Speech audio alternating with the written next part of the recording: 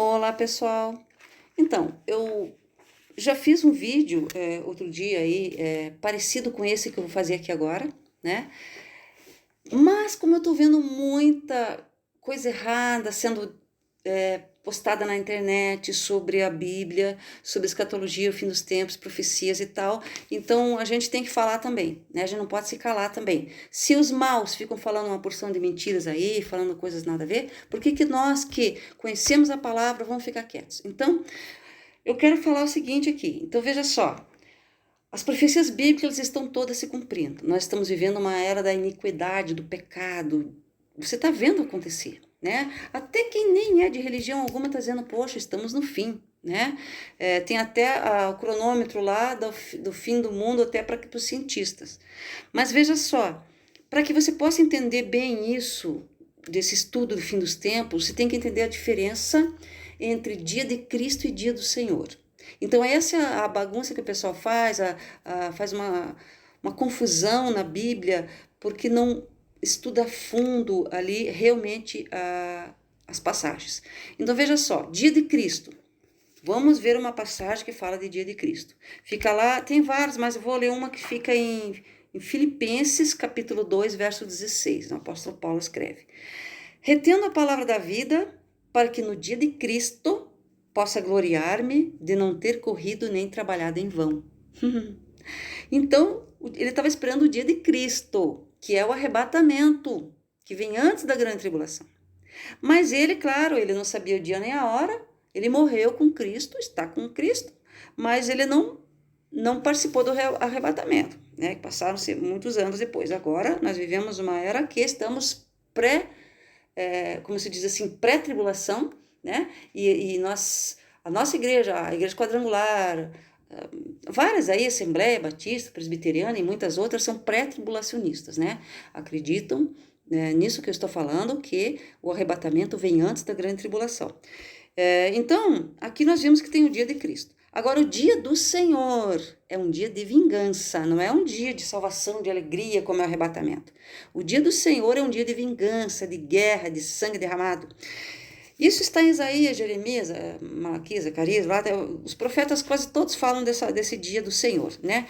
Vou pegar um versículo aqui em Jeremias, 46, 10. Porque este é o dia do Senhor, Deus dos exércitos, dia de vingança. Então aqui, ó, dia de vingança. Este é o dia do Senhor, Deus dos exércitos, dia de vingança. Também fala do dia do Senhor em Isaías 2, 12. Também fala em Isaías 13, 6 e assim por diante. Tem várias passagens que falam do dia do Senhor, né? Então, esse dia de vingança, ele virá depois da grande tribulação, né? É a guerra do Armagedon, que o mundo vai terminar em fogo, que o apóstolo Pedro previu, que tudo vai se derreter. Depois começará o milênio de paz, tá?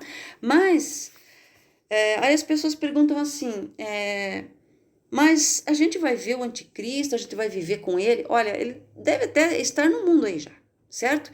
Mas vamos ler uma passagem bem interessante que fala sobre esse assunto aqui, tá? Então veja só, aqui ó, o homem do pecado, 2 Tessalonicenses 2, o homem do pecado. Irmãos, quanto à vinda de nosso Senhor Jesus Cristo e a nossa reunião com ele, rogamos a vocês que não se deixem abalar nem alarmar tão facilmente, quer por profecia, quer por palavra, quer por carta, supostamente vinda de nós, como se o dia do Senhor já tivesse chegado. Olha, então tinha gente aí usando o nome de Paulo aí que estava mandando carta falsa. Não deixem que ninguém os engane de modo algum. Antes daquele dia virá a apostasia. Então aqui ele fala também do dia do Senhor, aqui ó. Ó, dia do Senhor, como se o dia do Senhor já tivesse chegado. Não deixe que ninguém os engane. Antes daquele dia virá a apostasia, então será revelado o homem do pecado, o filho da perdição, que é o anticristo. Este se opõe e se exalta acima de tudo que se chama Deus e é objeto de adoração, chegando até a sentar-se no santuário de Deus, proclamando que ele mesmo é Deus. Você sabe que santuário é esse, né? É o terceiro templo que os judeus vão reconstruir. Tem até um canal no YouTube dos judeus, que eu sigo, tá todo em inglês lá, em hebraico também, e que eles vão contando tudo como é que está o progresso, né? Eles já têm todos os vasos, tudo que vai dentro do templo, eles já têm tudo organizadinho. Eles passam propaganda na televisão lá, mostrando do templo o que eles estão fazendo, né?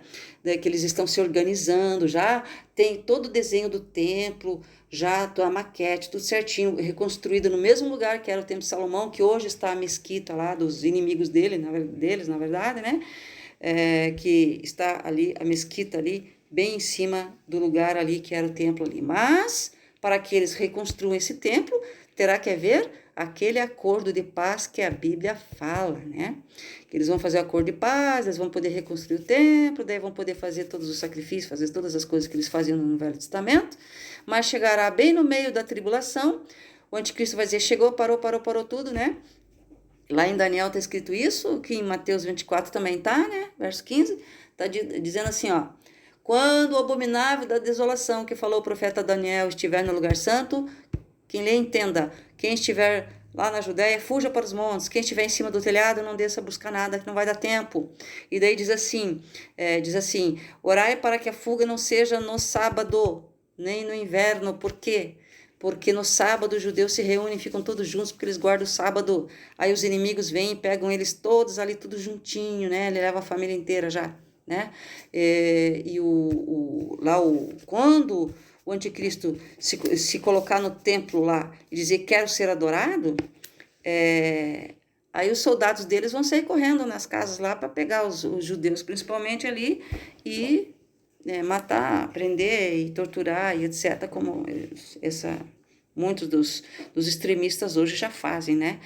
Já estão degolando cristãos, queimando, etc., já fazem isso há muito tempo. Então, aqui em 2 Tessalonicenses, é claro. Então, veja só. Vamos continuar aqui onde nós paramos aqui. Quer ver onde nós paramos aqui? Tá, então, querendo parecer Deus. Então, ele vai querer ser adorado no templo.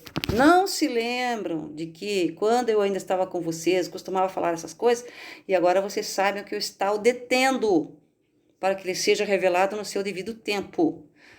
Quem está detendo ele? O Espírito Santo de Deus que está sobre a igreja de Cristo, quem são de Deus, as pessoas que são de Deus têm o Espírito Santo. E quando a igreja for arrebatada, o Espírito Santo subirá também. O rapto, né, da igreja, que em grego está rapto, será tirado e as pessoas que são salvas, elas vão desaparecer daqui. Está escrito isso em Mateus, né, que as pessoas estará 2 no campo, um desaparecerá e ficará o outro lá dizendo, cadê aqui a pessoa, né? Então isso tem até filmes aí, Netflix e tudo mais aí, quem gosta de assistir tem livros Apocalipse e mostra bem isso, a pessoa vai desaparecer lá, vai ficar só a roupa dela lá. E diz assim, olha só, olha o que diz aqui mais.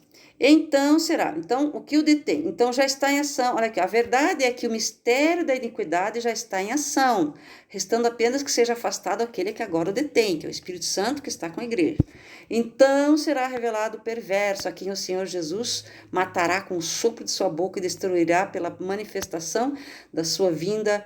A vinda desse perverso é a segunda ação de Satanás com todo o poder, com sinais e com maravilhas enganadoras. Então o anticristo vai realizar milagres, o falso profeta junto com ele. Esse falso profeta provavelmente também é um líder de uma religião ecumênica, que eu não vou dizer quem seja agora, tá?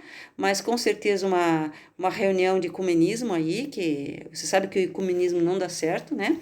É uma coisa que é bonita, sim, aparentemente, mas não é uma coisa que satisfaz a vontade de Deus, né?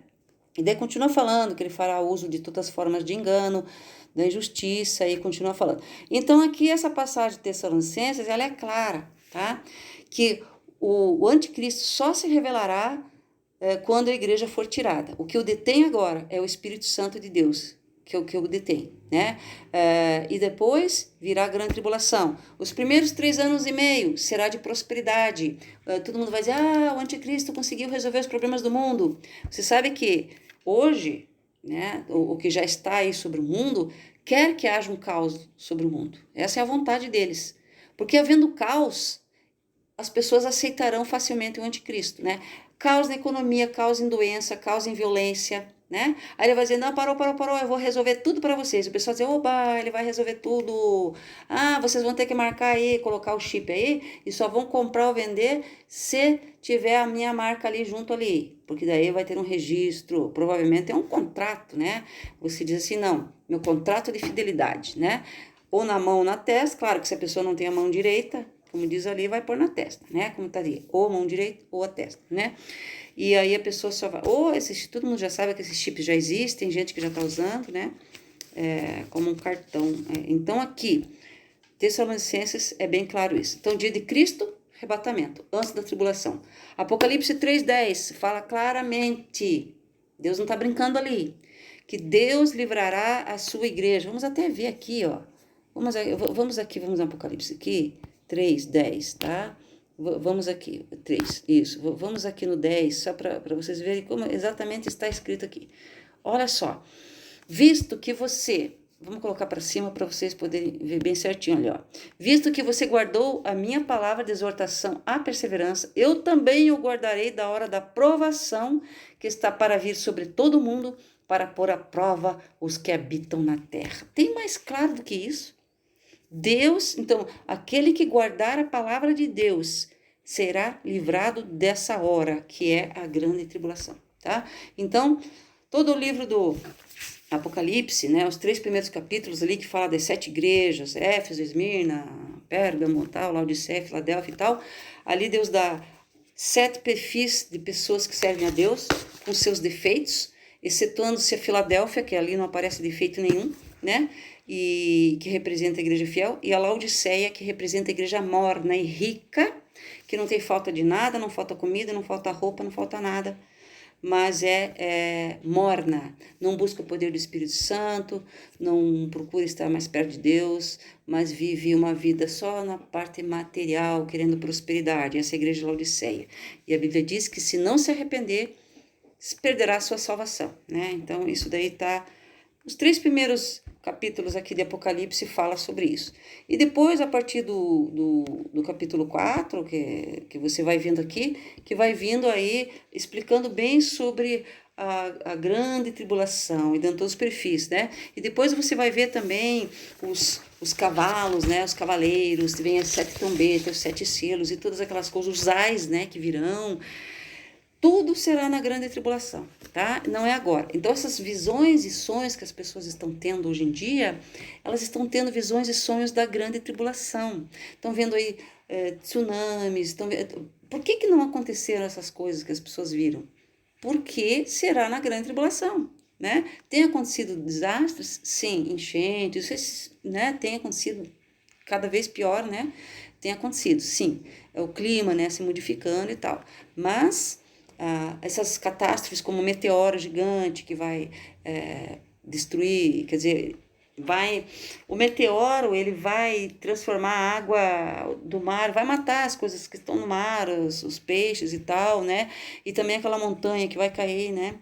No mar. Então tudo isso é bíblico e fala que as pessoas desmaiarão do terror das ondas do mar, né? Porque isso virá realmente. Então quem está tendo visão de tudo isso está tendo visão da tribulação, porque Deus já está dizendo, está perto, está perto. Tem pessoas aí que estão profetizando coisas pela carne, tem as pessoas pela emoção, mas a maioria aí estão falando, tendo visão mesmo. Está se cumprindo Joel 2, que no final dos tempos as pessoas teriam visões e sonhos. E isso é bíblico, gente. Acredita na Bíblia ou não. Ou a pessoa crê na Bíblia ou ela não crê na Bíblia. Crê na Bíblia? Então, Joel 2 diz que no final dos tempos as pessoas teriam visões e sonhos. E estão tendo, inclusive, criancinhas, pequenininhas, já dizendo, Jesus está voltando, né? E tem marmanjo que diz, vamos fazer carnaval logo depois da Covid, né? Tem coisas que não dá para entender. As pessoas não estão, como se diz assim, muitos estão assim, não estão se tocando, estão achando que é festa, né? Vamos fazer festa. Não é hora de festa. É hora de se arrepender, de buscar Deus. Não tem outra saída, né? E Mateus 24, se você for analisar ali, do versículo 1 ao 14, é antes da tribulação. Do verso 15 em diante, é na grande tribulação. Tanto que na Bíblia está até escrito, quer ver, ó, aqui, ó. Se você for olhar aqui, ó, tá meio rasgadinho aqui, ó. A partir do verso 15, ó. A grande Quer ver? Não, tô mostrando errado pra vocês. Tô mostrando errado. Aqui, ó. Ó, a grande tribulação. Aqui, ó. Tá vendo? A partir do verso 15. Então, até o verso 14, assim, ó. E será pregado esse evangelho do reino. Depois que fala aqui das guerras, rumores de guerra, pestes, falsos profetas, um monte de coisa. Aí diz, será pregado esse evangelho do reino por todo mundo, para testemunha todas as nações, então virá o fim. Então, só virá o arrebatamento quando a última nação que não ouviu o evangelho, ouviu o evangelho. Quando a última nação ouvir o evangelho, vem o arrebatamento, né? E nós sabemos aí que as nações que são islâmicas, que são as mais difíceis de trabalhar, né? E também algumas que são de religiões budistas, animalistas, assim, que adoram animais e tal, esses são mais complicados. Mas mesmo assim o evangelho tem sido pregado por todo lado, né? A China tem uma grande igreja, inclusive eles se escondem, né? Mas é uma coisa que era previsto, né? Para o final dos tempos agora, a perseguição maior. E existe uma previsão aí que, inclusive, hoje eu vi um vídeo de logo não existir mais comércio da Bíblia, né? Então, você que ama a palavra de Deus, compre Bíblias, tá? Para que você tenha para você e possa dar para alguém no futuro, né? Então, eu já tô comprando mais e mais Bíblias, né? Eu tinha dado todas as minhas Bíblias antes de ir para Irlanda, mas agora eu tô comprando de novo, né? Pra gente ter várias Bíblias aí, porque a gente não sabe do futuro. A tendência no futuro, né? Eles vão dizer, não, vamos fabricar Bíblia, né? Então vamos aproveitar enquanto tem. E outra coisa, tem gente que diz assim, não, eu vou ficar para a grande tribulação, aqui eu me viro. Não se vira, não se vira, tá? Exemplo, vou dar um exemplo aqui, capítulo 6 do Apocalipse. Fala dos 4 cavaleiros do Apocalipse, tá? Cavalo branco. Então, ali, na verdade, é o anticristo nesse cavalo branco do capítulo 6. E tem também uma passagem de Jesus no cavalo branco. O cavalo branco representa reino, representa realeza. Então, se você for olhar para o passado, você vai ver que os reis, depois de vitórias em batalhas, eles desfilavam com um cavalo branco. Então, o cavalo branco representa uma realeza, representa um domínio. Tá? Então, quando fala com o cavalo branco aqui do capítulo 6, é o anticristo dizendo, eu vou reinar. Tá? Depois tem o cavalo vermelho, que representa a guerra. Depois o cavalo preto, que representa a falta de comida, que fala ali até que vai pesar 1 denário para um pouco de farinha, e ali fala no capítulo 6, né? E depois o cavalo amarelo, que é morte, por peste, por tanto falta de alimentos, espada, que diz ali, por doenças, pestes e pelas feras da terra, tá? Por que as feras da terra? Porque não haverá comida para os animais, eles vão se alimentar de gente, por isso que muitas pessoas vão morrer de feras. Então, não queira ficar para a grande tribulação. Aceita Jesus agora, se arrependa. Não é época de festa, de encher a cara, de usar droga, de se prostituir, de ficar traindo o cônjuge e de fazer coisas assim. Não, agora é época de se arrepender. Se arrepende o quanto é tempo, porque Jesus está às portas e ele tem avisado para que as pessoas se arrependam e haja salvação na sua vida e na sua casa, né? Então, lembre-se que o dia de Cristo é o arrebatamento que nós esperamos. Dia do Senhor será depois dos 7 anos de tribulação. Os primeiros 3 anos e meio de tribulação será de prosperidade. O pessoal vai bater palma, anticristo lá, né? Claro que ele não vai se chamar anticristo, ele vai ser um líder mundial aí, que as pessoas vão acreditar nele, e daí vão dizer, ele conseguiu acabar com os crimes, resolvendo os nossos problemas, né? Agora nós temos uma marca aqui, podemos comprar, só vai comprar o vender quem tiver a marca dele e tal, etc, né? Então, aí, quando chegar na metade dos 3 anos e meio, né? Aí, ele vai dizer, opa, não vou mais deixar os judeus aí adorarem no seu templo, né? Porque você sabe que quando tiver a grande tribulação, o terceiro templo ele vai ser reconstruído. Ele pode ser que ele seja reconstruído antes.